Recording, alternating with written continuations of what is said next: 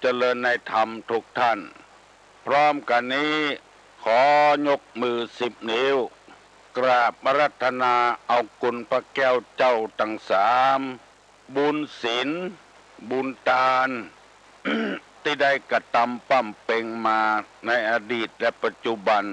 คุณพ่อคุณแม่คุณครูบาอาจารย์ผู้ประสิทธิ์ประสาทวิชาความรู้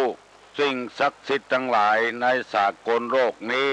อันมีพระบรมธาตุเจ้าโดยสุเทพและครูบาเจ้าศรีวิจัยเป็นต้นขอเชิญมาปกปักรักษาพ่อแม่พี่น้องพ่ออุ้ยไม่อุ้ยพ่อหนานพ่อน้อยพี่ป้านาอาลูกหลานเหลนวงศาคณาญาติทั้งสายเลือดและญาติธรรมทุกท่านเมื่อเจ้าวันนี้ตลอดวันคือมีความสุขกายสุขใจสุขกายนั้นคือปราศจากโรคภัยไข้เจ็บอันร้ายแรงสุขใจนั้นคือปราศจากความโลภความโกรธความหลงความอิจฉาริษยาซึ่งกันและกันขอความสุขที่ว่ามานี้จงบังเกิดมีแก่ท่านทั้งหลาย จุผู้จุคนวันนี้ได้มีโอกาสมาพบกับพี่น้องทั้งหลายเหมือนดังที่ได้รับสัญญากันไว้ขอบคุณท่านทั้งหลายที่ปากันฟัง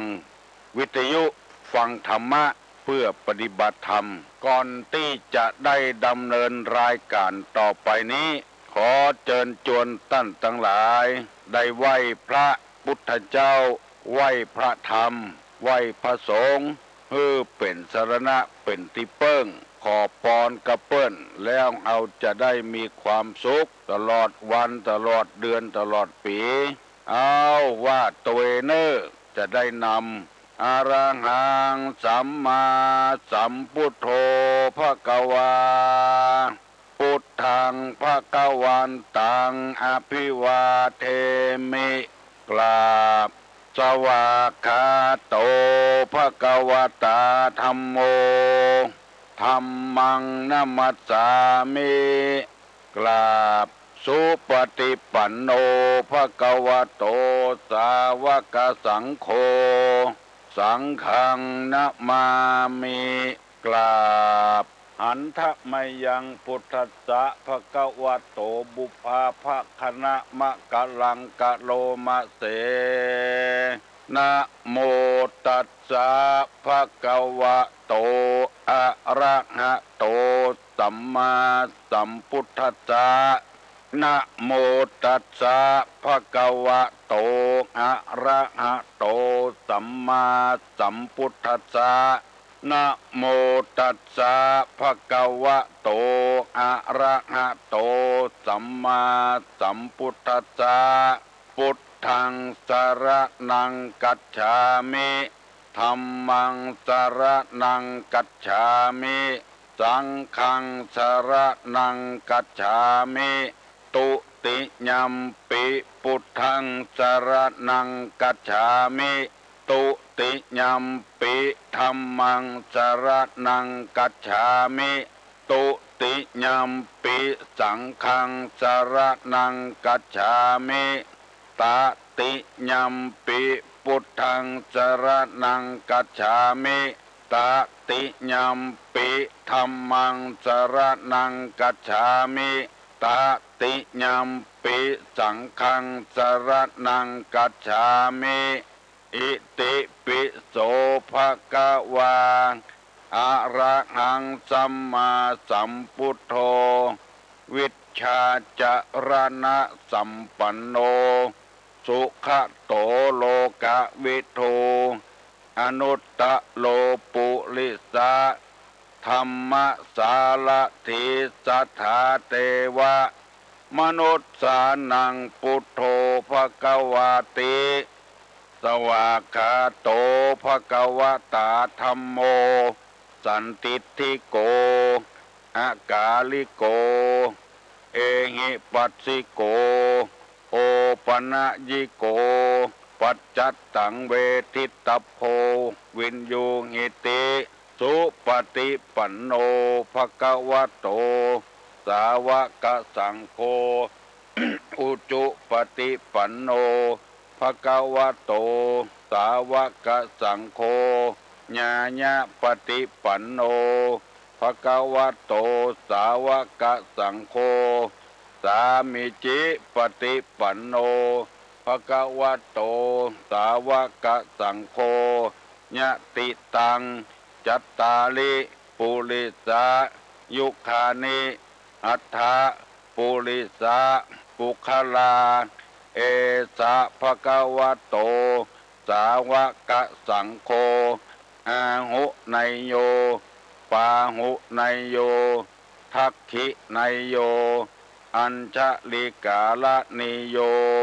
อนุตตะลังปุญญเขตังโลกัสสาติกราบหนึ่งกราบสองกราบสามว่าสบายใจแล้วเนาะได้ไหวพระเจ้าโดยตัวลุง หลายคนเคยโทรมาบอกดีใจตัวก่อนที่จะได้ดำเนินรายการต่อไปนี้ตุลุงขอเมตตากับป่อออกไม่ออกญาติโยมตั้งหลายข้อหนึ่งถ้าบ่ถึง6 โมงเกิงเตื้อฟังโทรศัพท์มาหาตุลุงเพราะว่าเปิ้นได้อัดธรรมะไว้แจกจ่ายให้แก่คนทั่วไปเมื่อเจ้าถ้าโทรศัพท์มาเสียงมันจะสูญกันมันจะบัดต่อกันอันนี้เป็นข้อหนึ่งเนอะสัญญากับตุลุงเหียก่อนสองการบ้านการเมืองบ่ต้องโทรมาถามเนอะ ลูกศิษย์ลูกหาบอกว่ารายการนี้วิทยุนี้บ่ได้เกี่ยวกับการบ้านการเมืองเกี่ยวกับชุมชนเอาธรรมะเป็นเครื่องนำทางจุดปฏิบัติการเพื่อชุมชนเพราะฉะนั้นเรื่องการบ้านการเมืองบ่ต้องโทรมาสามเรื่องภายในครอบครัวผัวเมียลูกกับพ่อกับแม่คนงานกับนายจ้างพ่อเมียแม่เมียพ่อผัวแม่ผัวบอกต้องโทรมาเพราะว่าเป็นเรื่องส่วนตัวแล้วตุลุงจะบัดตอบสัญญากับตุลุงเหียก่อนแล้วไผ่มีปัญหากับอกกับใจหยังเกี่ยวกับการกินการทานเกี่ยวกับอยู่คนมากพวงหลงหลายจะแปลงไอ้หยังก็โทรมาได้ตุลุงจะตอบให้ฟังเพื่อเป็นประโยชน์กับส่วนรวมตัวแถมเฮาเรื่องนี้เฮาบ่เอาเป็นส่วนตัวเอาเป็นส่วนรวมเพื่อให้ฮื้อชุมชนเฮาบ้านเฮาตำบลเฮาอำเภอเฮาจังหวัดเฮาประเทศเฮาเข้มแข็งด้วยธรรมะจึงขอเมตตากับท่านทั้งหลายอู้เรื่องส่วนรวมโอกาสต่อไปปฏิบัติอย่างใดจะถูกปฏิบัติใดอย่างผิดก็อู้มาตุลุงดีใจติดท่านทั้งหลายได้ฟังวันนี้จะเอากรรมบะเก่า มาเสนอให้ท่านทั้งหลายได้ฟังเพื่อให้เป็นคติเตือนใจคนเฮาถ้าบ่มีภัยสร้างภัยสอนจ้างเผลอใจคิดว่าตัวเองแน่ละรวยละลวกละดีละอย่างหมูนี้เป็นต้นความจริงมันยังบ่ถูกต้องเตื้อต้องฟังหลายๆแง่หลายมุมไม้ก็ต้องมีเปลือกมันเหี่ยก่อนลูกจากเปลือกไปก็ไปหา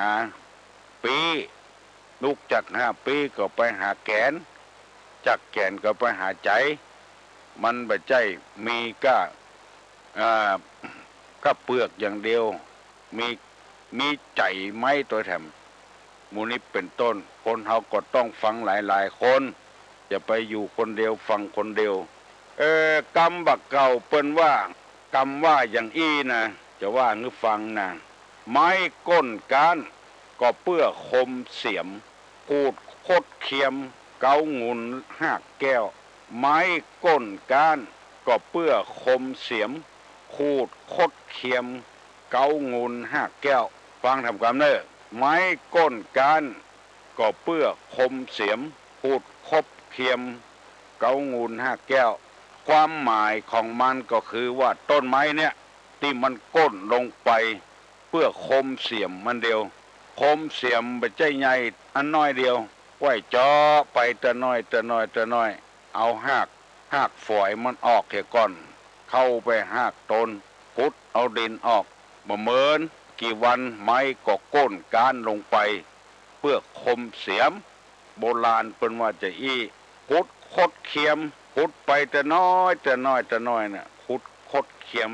เก้างุนหากแก้วไปถึงหากแก้วปุ่นหากโตนมันปุ่นก็เอามุยเข้าฟันก้นลงเลยคนเฮานี้จะไปฟังทอดใจเตื้อทำไปอยู่เรื่อยๆสักวันหนึ่งมันจะได้ผลเหมือนกับเขาขุดแมงมันขุดไปแต่น้อยแต่น้อยบึดไปตะวันตกบึดไปตะวันออกกำเดียวก็แผ่วพงแมงมันละการทำมาค้าขาย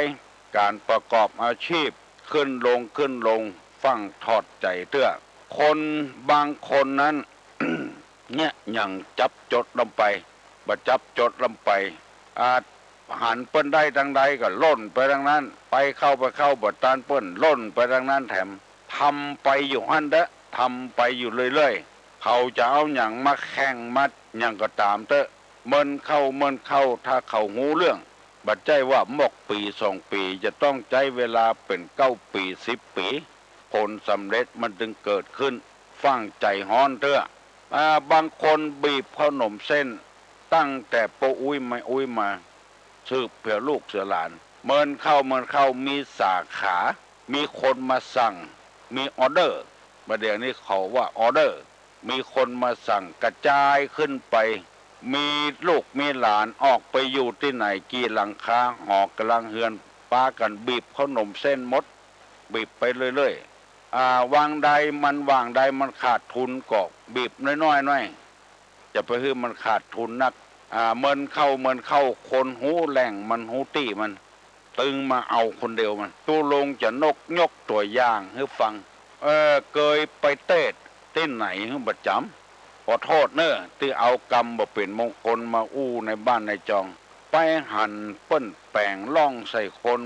เอาไม้หนับโมหนับมะเกิดความสังเวชสลดใจขึ้นก็เลยถามว่าเอาไม้ที่ไหนมาแปลงล่องนี่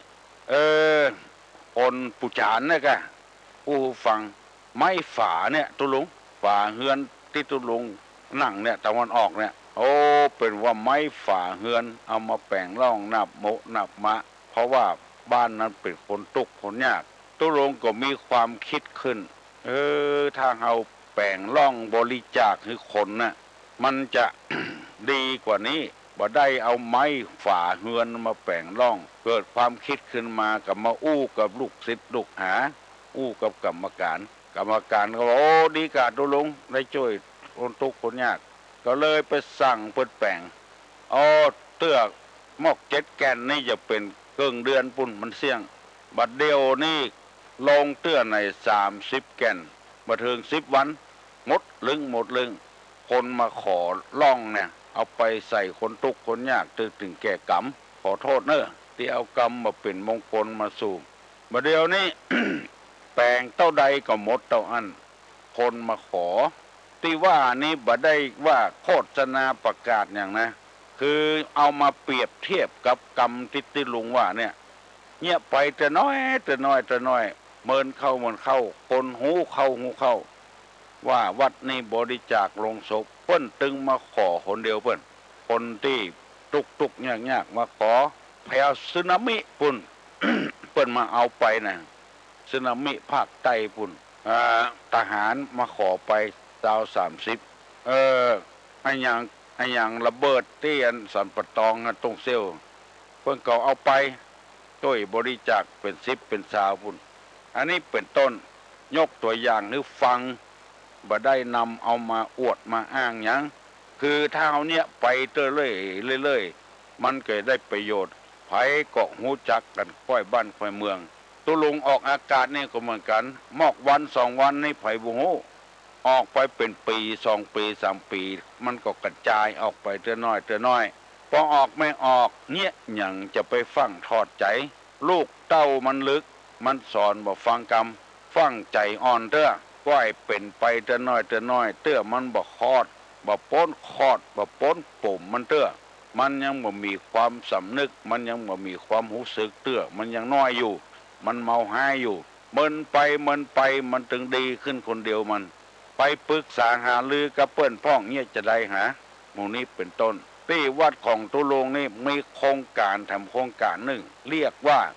นำคนดีเข้าสู่สังคมละออนที่มันให้มันขาดกาเปิ้นจวนไป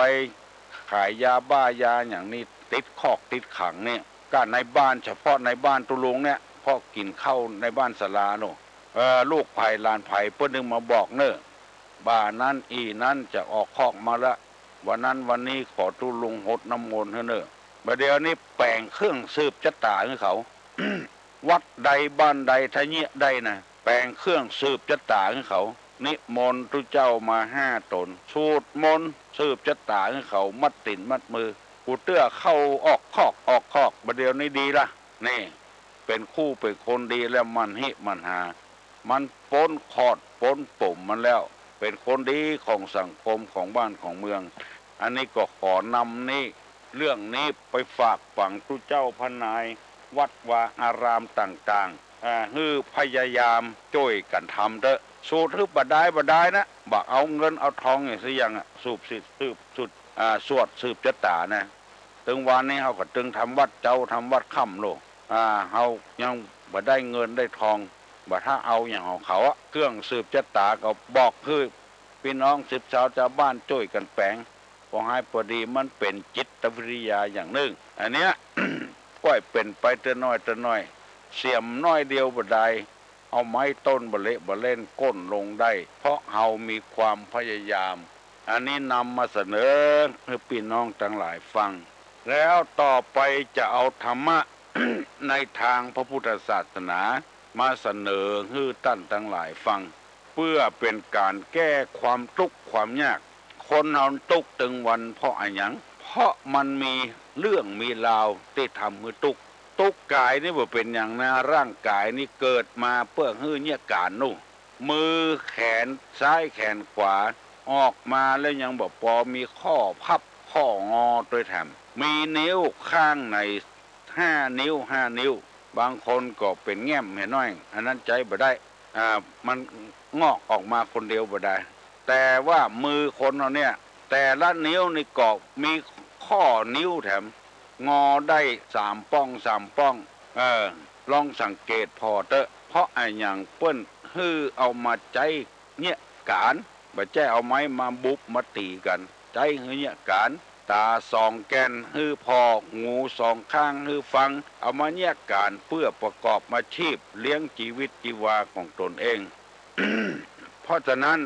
ร่างกายในต้องใจมันไปเปิ้นยังมีออกกำลังโดยแถมเพื่อฮื้อกำลังคืนมาเหือไหลไข้ย้อยกินข้าวลำบ่ฮื้ออยู่บ่ได้คนเฮานี่ตีตุกก็เพราะไอ้หยังฟังตุลุงเนอะฟังดีๆเนอะเพราะฉะนั้นจะเนี่ยจะได้บ่ฮื้อมีความตุกฟังตุลุงเนอะ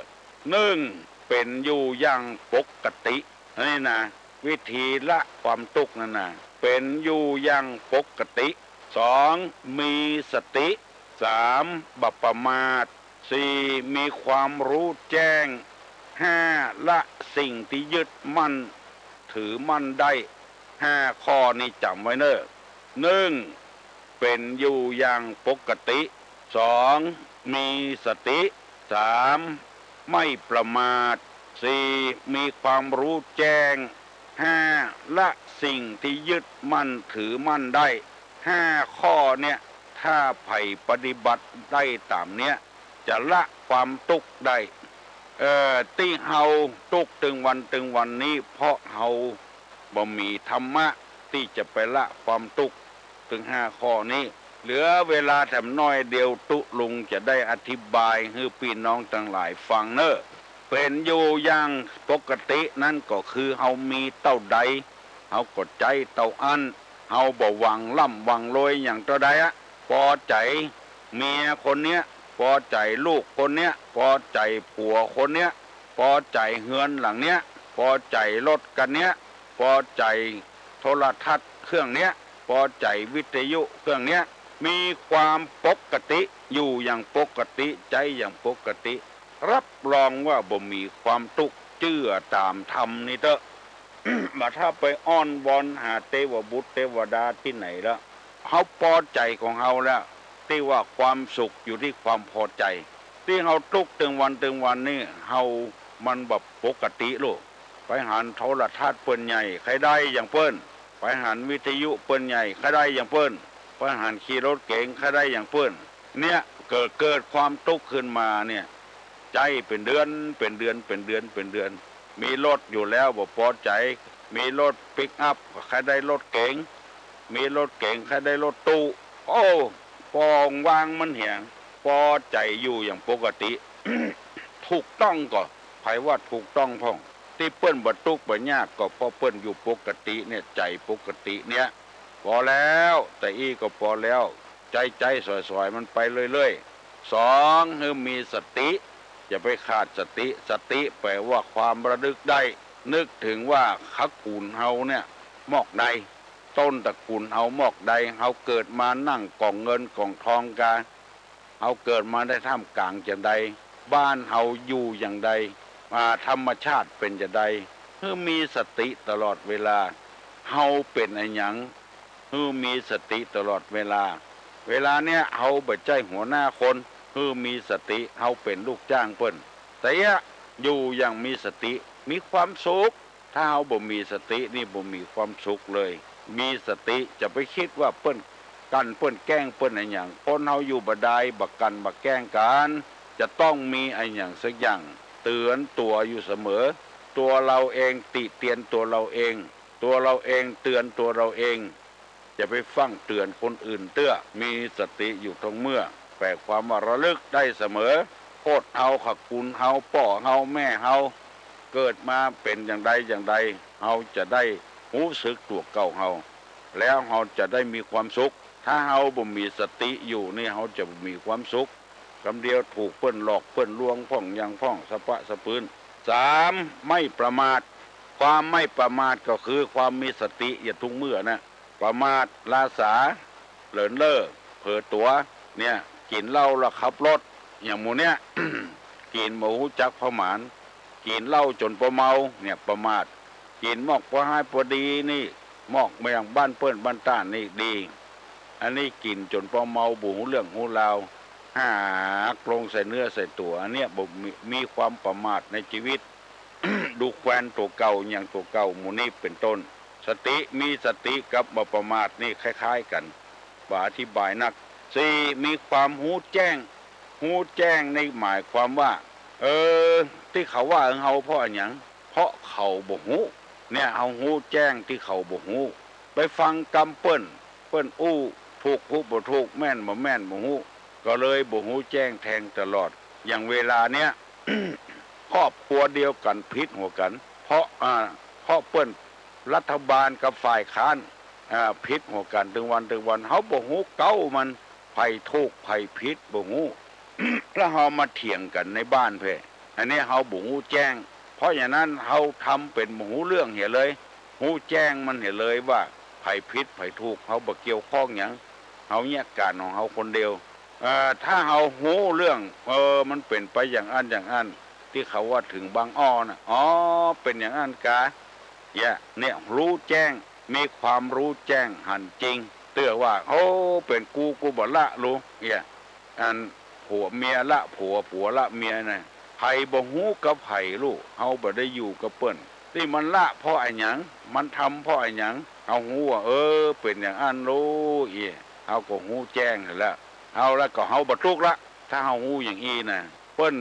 ถูกหวยเพราะไอ้หยังบุญของเปิ้นมีโลบุญของเปิ้นกุศลของเปิ้นเฮาก็บ่ต้องคอยไผละเมื่อเฮาบ่อิจฉาไผบ่คอยไผก็ฮู้แจ้งละเป็นบุญของเปิ้นได้สะสมมาแต่ชาติปางก่อนเอาได้สบายใจของเฮาก็อยู่ของเฮาอย่างเงี้ยสบายใจอย่างเงี้ยแล้วมันม่วนนะมันมีความสุขนะอย่างอยู่วัดนี่ก็เหมือนกันไปหารบางวัดบางวาบึดกฐินบึดพระป่าเข้ามาพอหูมาลุนว่าเป็นอย่างอันโลกเนี่ยบุญของเปิ้นนักเปิ้นสะสมมา เอาก็สบายใจอะเขาก็บ่ต้องไปเดือดร้อนหยังพอฮื้อหูเหี่ยก่อนไปฟังวิพากษ์วิจารณ์ถ้าเฮาวิพากษ์วิจารณ์นี่เฮาบ่ฮู้เรื่องถ้าฮู้เรื่องว่าก็เป็นอย่างอันโลกหูหมามูลูนเป็นอย่างอัน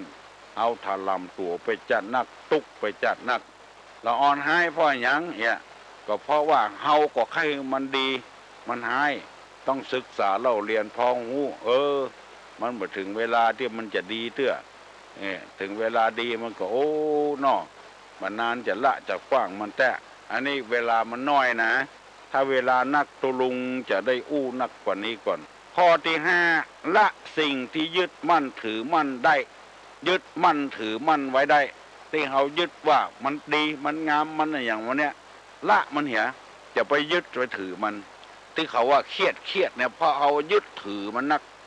จะฆ่ามันจะแกงมันจะแกล้งมันจะใส่ยาเบื่อของมันอย่างวันเนี้ยตุกในใจละมันเหี่ยทิ้งมันเหี่ยมันยังเงี้ยเฮาได้มันยังเงี้ยเฮาได้เขาก็ละมันเหี่ยกะ เพราะความโมโหของมันคนเขาอยู่บดายไปกันไปแกล้งกันจะได้ไปอิจฉาบริษยาหยังบางคนเจ้าเฮือนเพิ่นอยู่แต่มาอู้หุตุลุงฟังว่าเจ้าของบ้านอิจฉาน้องเขาอิจฉาผมเขากดตัวไปเจ้าบ้านเปิ้นไปอิจฉาตัวอย่างใดเพราะอันหยังเพราะเฮาไปยึดมั่นถือมั่นว่าเปิ้นแกล้งแป้งเปิ้นแกล้งเฮาเปิ้นอิจฉาเฮามีแถมจัดนักเฮาต้องหูตันมันน่ะถ้าหูตันมันเฮาบ่ยึดมั่นบ่ถือมั่นในมันยึดมั่นว่าใครได้อย่างเปิ้นใครได้อย่างเปิ้นใครได้อย่างเปิ้น เปิ้นยังลอยเฮาบ่ลอยยึดมั่นถือมั่นมันล้ำไป อยู่ไปที่โบราณเปิ้นว่าคืออยู่ไปตามน้ำทำไปตามตัวน้ำเพียงใดดอกบัวก็ถึงเพียงอันมันขึ้นลงขึ้นลงชะตาคนนี่ก็เป็นอย่างอันน่ะงั้นไผอย่าไปสืบชะตาราศีนี่หยังสะเดาะเคราะห์สะเดาะภัยนี่หยังเตื้อทุลงขอพรมน้ำมนต์กันมาถูกหวยมุถ้าพรมน้ำมนต์ถูกหวยนี่ทุลุงกับพรมคนเดียวกะถูกคนเดียวติ๊กไปยึดมั่นถือมั่นไอ้หยังบ่ฮู้ไปเข้าใจผิดหลายคนน่ะมาปรึกษาหารือกับตุลุงเพื่อยึดมั่นถือมั่นในไอ้หยังก็ในศาลเจ้าป่อศาลไอ้หยังหมู่เนี้ยผีปู่ย่าตายายกันอย่างหมู่เนี้ยไปยึดมั่นถือมั่นนักลำไป คือยึดมั่นถือมั่นในตัวเองเนี้ยที่เปิ้นว่ามีดน้อยเขี่ยนต้นตาลมีดอันเต้าอย่างเอามีดพับละเขี่ยนต้นตาลเขี่ยนไปถึงวันมันถึงเป็นผลสำเร็จอย่าไปโทษผีปีศาจในอย่างคือโทษตัวเก่าเปิ้นมันเปิ้นขยันเปิ้นก็ตึงมั่งมีสีสุขแต่บางรายเปิ้นว่าอย่างคนจินเนี่ยผ้าติดเนื้อเสื้อติดตัวมาฮับจ้างลากน้ำลากหนองมันเข้าเป็นเศรษฐีด้วยบุหูซึกตัวลูกเกิดออกมาหลายเข้าส่งเขาห้ามเขาเฮียนเป็นคนหูคนล็อกคนฉลาดไปจัดนักเพราะฉะนั้นก็ขอให้พี่น้องทั้งหลายจงพยายามจดจำไว้เนอะลักแห่งการปฏิบัติเพื่อละความทุกข์มีอยู่5อย่าง1เป็นอยู่อย่างปกติ2มีสติ3ไม่ประมาท4มีความรู้แจ้ง5ละสิ่งที่ยึดมั่นถือมั่นได้ถ้ายึดมั่นถ้า5อย่างนี้ได้ก็มีความสุขละคือหมายเขาว่าป่งมันเหี่ยถ้าบ่อย่างอันเราจะมีความทุกข์ความยากโทรมาแล้วเนอะ6 โมงป่ายแล้วตามสัญญาฮัลโหลสวัสดีเจ้าตอบปัญหากะเจ้าเนี่ยการละทุกข์เนี่ยเจ้าจำได้แหละเจ้าน้องพิมพ์กะเจ้าอย่างมักเก่งฮะเก่งเจ้าอะไรวันนี้ตตอบแล้วเจ้าข้อ1เป็นอยู่อย่างปกติเจ้านั่น2สติเจ้ามีสติ3ไม่ประมาทเจ้าเก่งถึงวันน้องพิมพ์ความรู้แจ้งเจ้ามีความรู้แจ้ง5และสิ่งที่ยึดมั่นได้เจ้าเก่งตบมือเด้อเจ้ามีสติปัญญาเฉลียวฉลาดเนี่ยลูกเด้อคือเป็นเจ้าคนนายคนยินดีแล้วน้องพิมพ์อยู่เมืองกืดปุ่น อยู่เมืองกืดก็มีความสุขนะท ถ้ามีธรรมห้าอย่างนี่นะอยู่หิมถนนนี่ก็มีความสุขถ้ามีธรรมห้าอย่างนี้อันเนี้ยเป็นธรรมในพุทธศาสนาแต่บ่ต้องไปอ้อนวอนเนี่ยเทวบุตรเทวดาขอเงือบเป็นอยู่อย่างปกติอะโหล โหล เออ มาตรการลุง เออเฮ้ อันแต่แม่มีไม่ยิงถามมาแบบมันไปได้แบบกี่วันแล้วแม่เด็กก็ เออเป็นว่าแห้งเท่าอยู่หนองซีแจ้ง เจ้า กับไอ้อย่างหู้ทำกรรมตุลงไปมาแล้วลืมถามเพื่อนเหีย ลุง ไม่ได้ตอบสักค เมื่อต้นเดือนเนี่ยมีป้าใจถามตุ้ลุงค้างตุ้ลุงลืมไปละ ำถามว่าใหญ่ ถามว่าอย่างตุ้ลุงว่าเดือนเนี่ย เออ มีแห้งกำหนองสีแจงเนี่ย เออ อันไม่ยิงมีหัวไม่ยิงมีหัวป้าใจมีลูกอ่ะ เออ เออ อ๋อเพิ่งจะเลยมาแล้วเหรอตุ้ลุงลืมไปแล้วเนาะ ให้จะลืมไปละ เจ้าเพิ่นแม่อันหนองแล้วก็กลางห่วงแก้วกลางแสง เขา แล้ว ก็ ก็อัน ในวัดไอ้น้อ เจ้าแกสามตัวนั่นกับพระพูด1 ตัว 2พระทอม3พระเจ้านะ เออ แล้วก็อันนี่มีผัวป้าใจมีลูกกับตู้เจ้าน่ะก็เลี้ยงสามเณร เออ เพิ่นเฉลยให้แล้วเหรอ เป็นเฉลยแล้วกัน เจ้าของก็เป็นป้าใจเพิ่นอยู่ที่ไหนพวกลืมไปละ เออ เพิ่นเฉลยให้ตุ้ลุงลืมไปแล้วแก ตุลุงบัดใจตี ฮะ บัดใจตีตุลุง ใช่อ่ะ ถ้าอย่าตั้งสถานีพวก ฮะ สถานีอื่นตุลุง ได้อาหารอากาศกันเหรอที่ ถ้าทหารอากาศพุ่น อ๋อ เป็นว่าอันกัน เจ้า หนองซีแจ้งนี่ก็คือวัด เจ้า แห้งเท่าอยู่หนองสีแจ้งเนาะ กับพระพุทธพระธรรมพระสงฆ์อ่ะเจ้า นั่นกะ ไม่ยิงมีผัวป้าใจเกิดลูกกับตู้เจ้าเลี้ยงสามเณรนะเจ้า เป็นเฉลยมาแล้วป้าใจปัญหาเมื่อต้นเดือนเนี่ยตุ้ลุง เพิ่นมาอ่านกะ ก็จำได้อยู่เนี่ย จำได้บอก แล้วที่ไหนก็ลืมไปแล้วในนี้ แม่ยิงมีผัวที่บ้านบ่เนาะ เจ้า ก็เอาลูกมาให้เจ้าเลี้ยง เจ้าแบบอย่างนี้กับปัญหาน้อยแหนแต่กาจะก็มืดมูลหมดแล้ว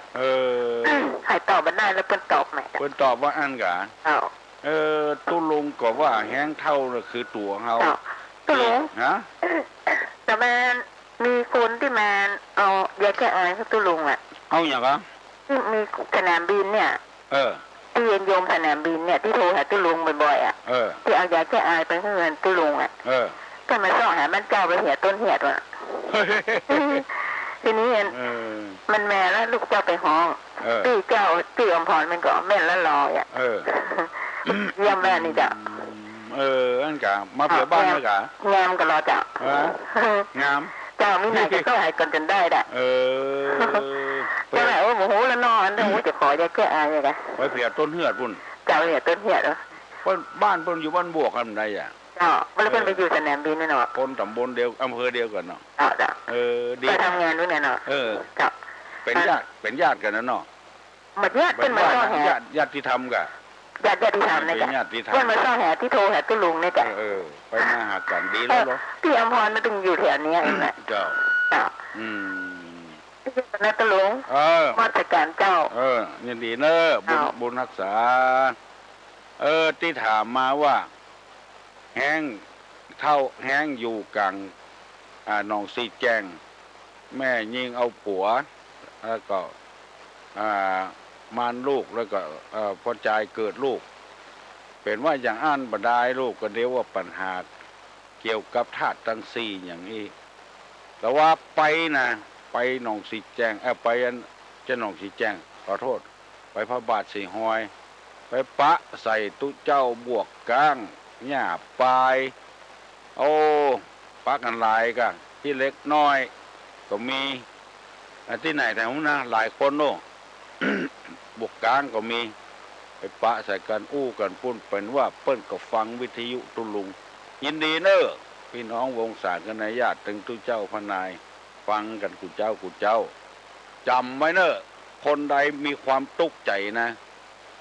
เอาทำ5 ข้อเนี่ยบ่ถ้าไหว้วอนเทวบุตรเทวดาที่ไหนเนอะ1อยู่อย่างปกติเนี่ยอยู่ไปตามน้ำทำไปตามตัวเนี่ย2มีสติอยู่ตลอดเวลา3บ่ประมาท4มีความหูแจ้ง5ละสิ่งที่ยึดมั่นถือมั่นซื้อหวยบ่ถูกมันบ่ถูกก็บ่ถูกอ่ะเนี่ยหูแจ้งมาเหี้ยอย่า ไปยึดมั่นถือมั่นกับเป็นอย่างสักอย่าง ฮัลโหลราชการเจ้าฟังท่านลุงฟังท่านลุงถึงวันน่ะฟังท่านได้โทรมาเจ้าฟังท่านลุงถึงวันแหละมันไม่ได้โทรมามันตามเปิดอยู่ที่ไหนอยู่ลำพูนเจ้าอยู่ลำพูนปุ่นเจ้าบ้านหาวัดหนองหมูเจ้าหนองหมูเจ้าผู้บาอินตาเนาะหนองหมูเนาะเจ้าท่านพ่อครูวิจิตรเจ้าวิจิตร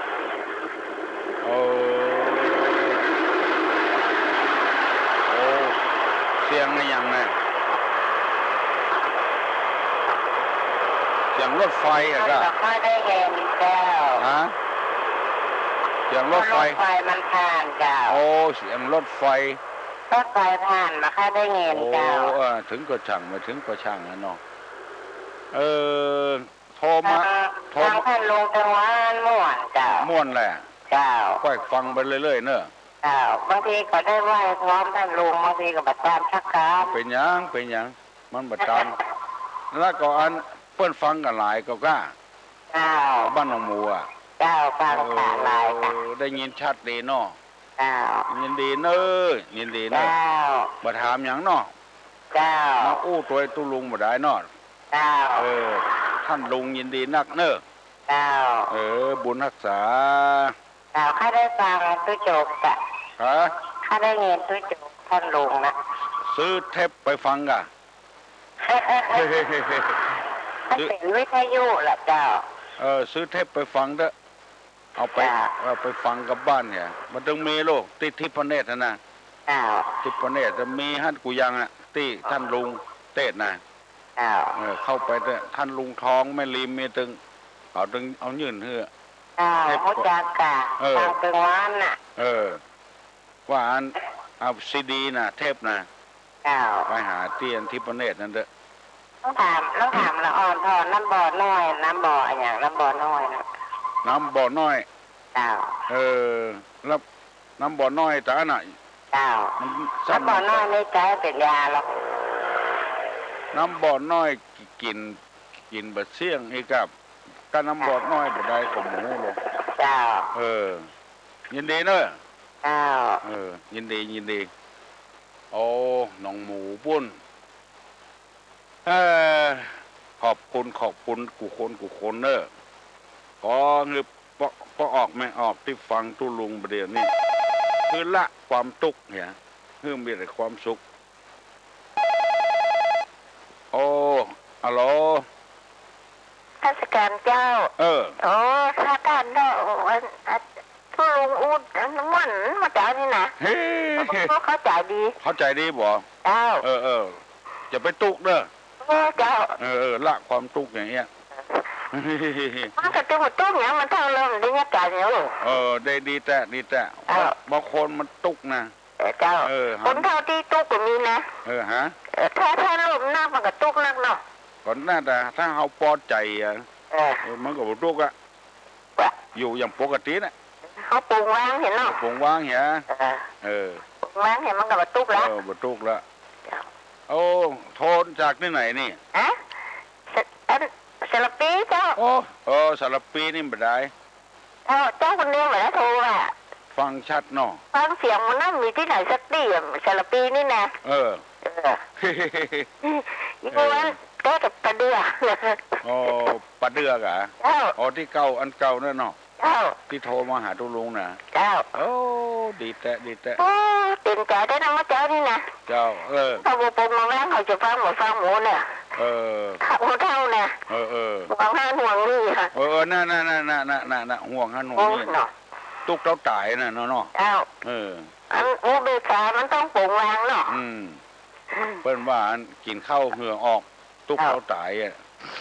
ก็เพราะว่ามันปรุงวางแล้วเนาะห่วงหันห่วงนี่ลำไปอ่ะตัวก็รู้แล้วเสียใจเครื่องขาบดีใช่ไหมเนี่ยไปจังเลยว่าเขาได้เจ๊เหมือนเมื่อก่อนจังมันเอาใจมันมาเมินละเอาว่าอย่างนั้นนะไปนอนว่าเสียดิ ออก7-8ภาษาอ่ะโอ้ได้7-8เลือดตั้งก้อนเหย้าเจ็บขาอยากลูกยากนั่งยากเนาะเจ้ามาเดียวได้ไปเนาะเดี๋ยวได้ไปละจะมันเอาไปมาแล้วลูกเจ้าจังมันเขาทำดีก็ลงได้ดีกันเนาะโอ้ไปล่างอย่างไรได้ดีแน่นอนนะบัดล่างอ่ะทำมาแต่ว่าเปลี่ยนละอ่อนนะโอ้ทำไปเถอะไปหันไปนี่โดยป่อเนาะไปโดยป่อไปวัดไปวาไปยันชุบเต็มก็ได้ไปมาเปลี่ยนละอ่อนว่าสมัยเป็นมือดินแล้วนะสมัยเป็นคูดขนตางละโอ้คูดขนตางเป็นมือดินครูบาสินธรรมอ่ะเป็นละอ่อนนะโอ้เป็นละอ่อนไปอยู่นั่นอยู่7 ปีนะคะหาไปเถอะโอ้นั่นไปตุลุงก็ไปหรอตุลุงก็ไปเนาะตุลุงอยู่ในท้องอยู่อันนี้ตุลุงแบบแก่แล้วก็72ละ72โอ้ลุงเหมือนเจ้าหน่อยน่าจะลุง5-6 ปีอยู่5-6 ปีก่ะตุลุงอยู่ในท้องเหรอไปคุดโดยแม่แต่มันติดละอ่อนมันนี้เนาะไปตัวแม่แม่ปุ่นว่าอันลูกคิงมันอยู่บ้านแม่ไปคุดนอนด้วยเพื่อนเนี่ยแล้วบ้านเมืองเจริญเดี๋ยวนี้ก็เตือนกับพ่อแม่เนาะมันคือเตือนอะเตือนไปเท่าแล้วอ่ะเท่าแล้วเนาะมันคือเตือนปล่อยมันไปละเอาฉันได้สบายใจไม่ต้องห่วงอย่างเนอะจกดีเด้อบุญรักษาเนอะยินดีมันประเดือโทรมาไผ่ใครมีปัญหาใครถามใครอู้กับตุลุงก็โทรมาเนอะ121-058ถ้าไผ่บัดโทรมาตุลุงก็อย่าถามรถก็บัดใจรถไฟก็บัดใจ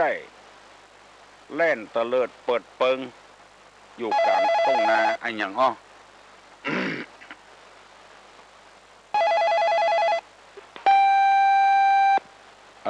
รุดไปเห็นแล้วรถยนต์ก็บ่ใจรถไฟก็บ่ใจแล่นตะเลิดเปิดเปิงอยู่ตามต้นนาไอ้อย่างเมื่อไผ่บ่อู้มาตุลุงก็อู้ไปรถยนต์ก็บ่ใจรถไฟก็บ่ใจล่นไปล่นมาตะเลิดเปิดเปิงอยู่ตามต้นตามนาไอ้อย่าง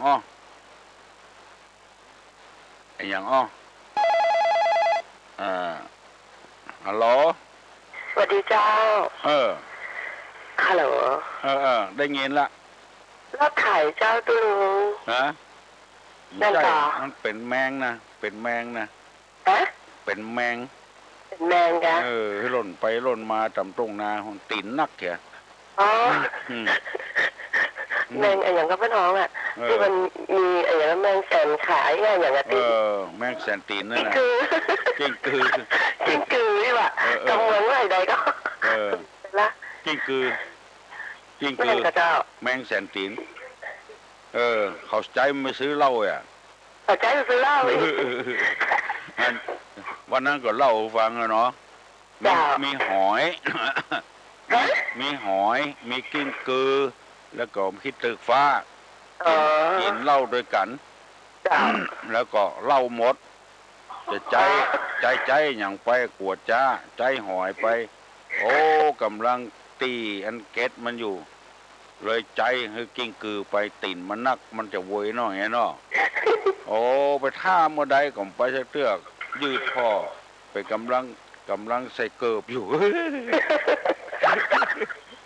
ต้องรวยเก่าต้องจ้าเรื่องหอยคนเรื่องตลกไม่ใช่หัวที่พ่ออย่างนั้นเนาะเขาอู้ตุลงฟัง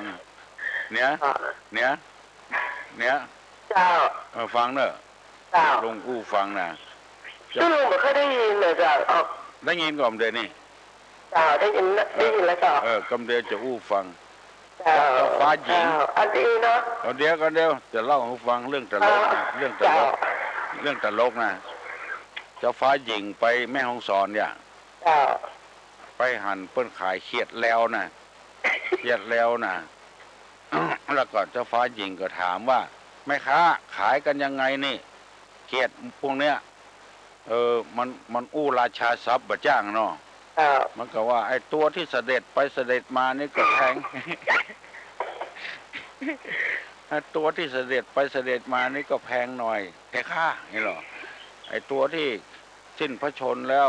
สวรรคตแล้วก็ถูกหน่อยแค่ค่า ตัวที่ตายแล้วก็ถูกหน่อยขยายอายุยืนไว้หน่อยนะตัวที่เต้นไปเต้นมาตัวที่เต้นไปเต้นมาก็แพงอันที่ก่อนนะเจ้าโทรศัพท์มันแค่ได้ยินเจ้าที่ไหนอ่ะอยู่ข้างวัดเจ้าข้างวัดเขาเนี่ยเจ้าที่ไปหาวันนั้นเลยค่ะเสด็จไปเสด็จมาก็แพงหน่อยว่ะม่วนนะอู้กับตัวหลงนี่นะใครจะโทรมาแถมโทรมาเนอะกิ้งกือนั้นมาเมาใส่เกือบอะจ้าเหลือหอยก่อนฮัลโหลโทรมาแถมเนอะ1210581211058จะไปลืมกด053เนอะรหัส053เบอร์ของห้องส่งใน1211058โทรมาเนอะบ่มีโทรไผ่โทรมาทำเดียวกันเนอะฟังไปไหนเนอะตู้ลุงจะถามนะฮัลโหลเลยครับปออกจะถามคำถามครับตู้ลุงถามตู้ลุงแหละจะถามต้องบังเกิดน้องอามน้องชิมน้องบิวตอนปุ๊บเก่งครับเนาะน้องป๊อบน้องครับถามมาแหละจะถามว่าถนนนั้นจังไหมเส้นใดที่แบบมีคนเตียวครับแล้วที่แบบมีรถเตียวมีรถเตียวเนาะครับเส้นไหนในเชียงใหม่ที่ไม่มีรถวิ่ง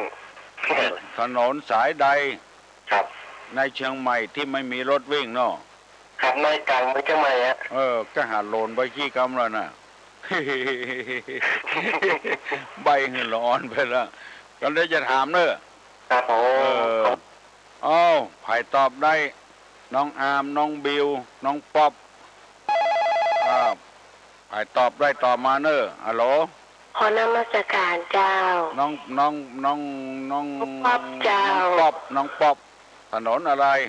ถนนคนเดินเจ้าเปิ้นใบมากำละถนนคนเดินเนาะเจ้าให้อย่าถูกละเนาะน้องป๊อบตอบว่าถนนคนเดินนี่เพื่อนถามมาว่าถนนอันอย่างที่บ่มีคนเตียวมันหล่นไปบอกขึ้นอ่อนไปเห็นแล้วมันก็ตอบได้แล้วกะเต่ากินเห็ดเป็ดกินหอยฮัลโหลเจ้าสวัสดีเจ้าสวัสดีเนอะเจ้าอยากจะถามคุณลุงว่าไปเข้าเจ้าตี้ก็ไปเข้าวันพระเจ้าว่าถึงวันเนี่ยเป็นยังไงห้องเจ้ายินดีเนอะไก่ก็ลูกไหนมาลูกจากหางดงเจ้าหางดงเนาะเจ้ากำเดจะตอบมือฟังมัน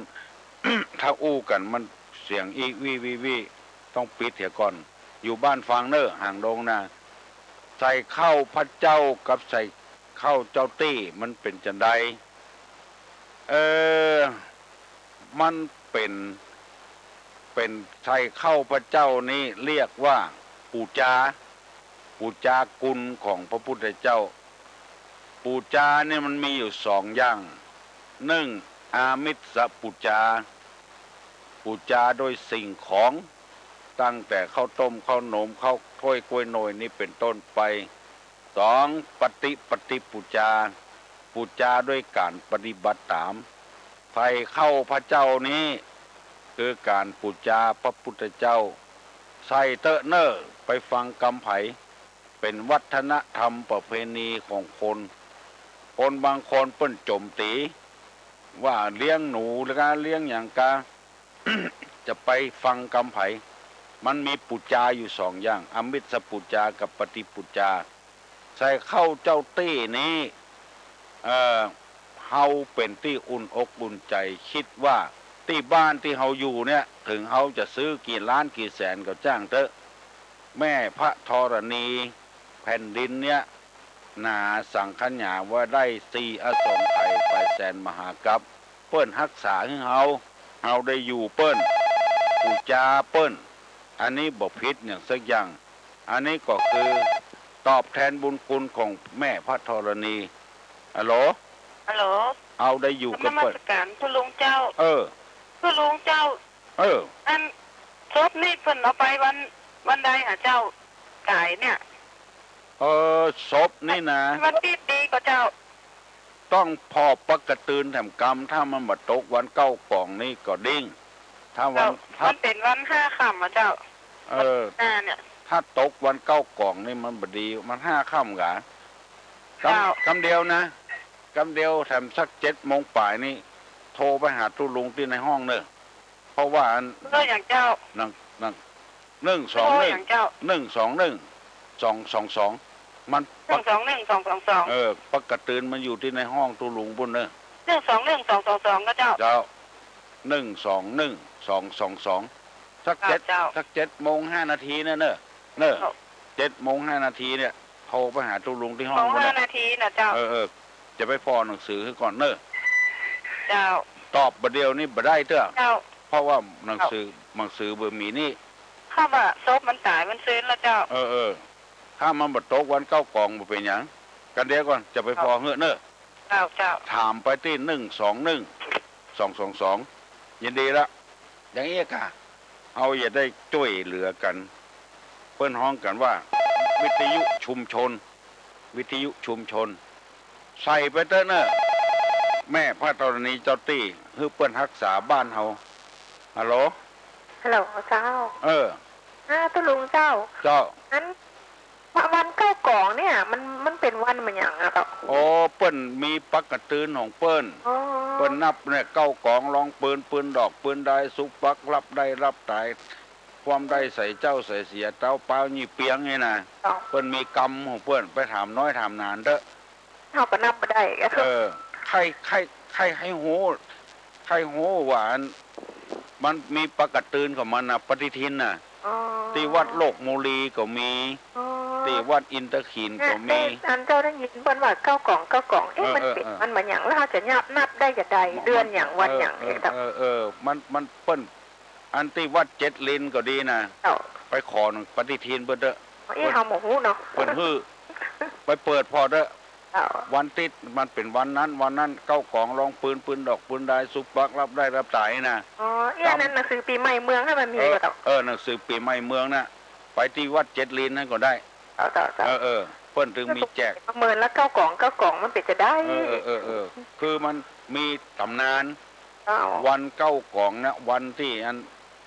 เปิ้นเอาคนไปเสียผีนะมันตาย9 คนก่อนย่านั้น มันไปได้ปวด7 คนหัวล้านหมดแล้วก็ได้กินเฮ็ดแล้วก็เบื่อตายแล้วก็ไปจ้างคนเอาไปเผาฟังเอาเนอะไปเผามันตายถึง7 คนน่ะเอาไปเผาตึกก็ไปเผาแล้วปิ๊กมาจะเมาสตางค์ย่านั่นก็เอาปวดหัวล้านเหมือนกันนะเอามาไว้แถมเนี่ยเอาไปเผาเสี่ยง7 คนแล้วปิ๊กมาสตางค์เนี่ยไปหั่นใส่คนไปเผาทานดำคุมมุมบุญออกเตาทานมาปู่นั่นก็นึกว่าเผาถึง7 คนแล้วยังปิ๊กมาอยู่แล้วก็บุ๊บหัวกันตายไป7 คนนั่นนะยังหมดปอน่ะคนเผาทานก็ตายคนที่เอาไปเผาก็ตายเลยเป็น9 คนวันนั้นอ่ะวัน9 กองนะตำนานมันเปลี่ยนอันนี้ว่าโวยให้ฟังน่ะวันมัน7 โมงแล้วเนาะตู้ลุงอย่างก็ถูกหมดเนาะก็ถูกอย่างเลยต่อ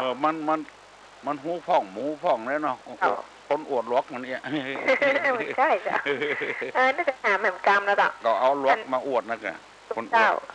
น่าจะถามแหม่มกรรมเนาะถามกันถามมาอันนี้เป็นปัญหาที่ตอบมาต่อเป็นว่าแก่เอาไว้เป็นเปื้อนนอนอ่อนเอาไว้ต้มกินคืออย่างเต่าแก่เป็นงูกอ่ะ ไม้บงกับไม้ช้างเนี่ยกะเนาะเปื่อนนอนน่ะเอามาแปลงหอแปลงเฮือนแปลงฟากนั่นกะเนาะอ่อนต้มกินแล้วก็นอนแล้วก็เนาะหน้างอเขาอ่อนกินก่อนตึงวันเหรอฮะหน้างอเขาอ่อนกินก่อนตึงวันนะอันนั้นก็ปากอะเนาะทุลุงเก่งทุลุงเก่งอ่ะมันมีไฟอวดกำเตือนเนอะวันนี้นี่โดนลูกยอหลายลูกลุงเก่งอย่างกระถูกประตูประเสียงทุลุงจะชอบขนาดเลยจดไว้ตึงวันนะแต่โทรจังมาตันเปิดมาได้เดี๋ยวคุกนักๆนะเจ้าเจ้าบุญรักษาเนอะขอให้อยู่ดีมีสุขยังมันขวัญยืนให้มากล้าขึ้นมีโชคมีลาภผู้คนเนอะอ้าวฮับหันสายเอาใจกันเนาะฮัลโหลสาเจ้าตุ๊กเจ้ามาแล้วเจ้าหลานสาววันนี้ต้องลืมแค่คำฝันไปน้อยหนึ่งบอกว่าต้องจำสลับกันหรือเปล่าแล้วคุณลุงฝันไม่ค่อยดีต้องแก้คำฝันหน่อยแก้คำฝันที่ตุ้งลุงเคยสอนเอาไว้มันลึกตั้งสายแต่ตังก้าวมันเริ่มได้นะที่บอกว่าสิน้ำสาวเล่มมันต้องเล่มไปแขนเต้ก็จ้าแหลมสาวแหลมมันต้องแหลมไปเข้าติดเล่าสาวเล่าเป็นต้องเล่าดึงหนังติดสาวเสียงมันต้องเสียงเมืองว้างติดจ้างสาวจ้างมันต้องจ้างเอราวัณติดฝันสาวฝันมันต้องข้าฝันคืออันนี้นะที่จะของงานนี่ฟันมหาสุขโขฟันมหาสุขโขฟันมหาใจโยฟันมหาโลโภอายุวันโนสุขังพลังฟันมหาสุขโขฟันมหาใจโยฟันมหาโลโภสุขโขก็สุขใจโยก็มีโชคมีใจโลโภก็มีลาภอายุวันโนสุขังพลังก็อายุวันนะสุขะพละนะกะมันจำสลับกันกับอันใจโยกับโลโภนี่โลโภก็ลาบนะไม่ใช่โลภนะลาบมาฟันมหาลาโภไม่ใช่โลโภฟันมหาลาโภอายุวันโนสุขังพลังฟันมหาสุขโขฟันมหาใจโยฟันมหาลาโภก็ลาบนะเนาะไม่ใช่ลาบก๊อกนะลาบพระนะแล้วก็อายุวันโนสุขังพลังก็ลุงนี่นะถ้าเป็นสถานีของตรงนี้เป็นนะมันตึกตรงนี้ดังหรือเปิดนะเก้าเล่า10เล่าบัดเต้าเล่าเดือนเกียงเล่าเดือนเกียงในมันเล่าเข้าเก่าอย่าว่าเราไปกินเล่าเข้าใหม่เนี่ยมันคืนเล่าเข้าเก่านี่มันคืนเก้าเสียง10เสียงบัดเต้าเสียงว่างจ้างเอราวัณนี่เป็นจ้างของพระเจ้าของพญาอินทร์เก้าฝัน10ฝันฝันบัดเจ้าข้าฝันคืนนี้ฝันมหาสุโขฝันมหาใจโยฝันมหาลาโภอายุวันโนสุขังพลัง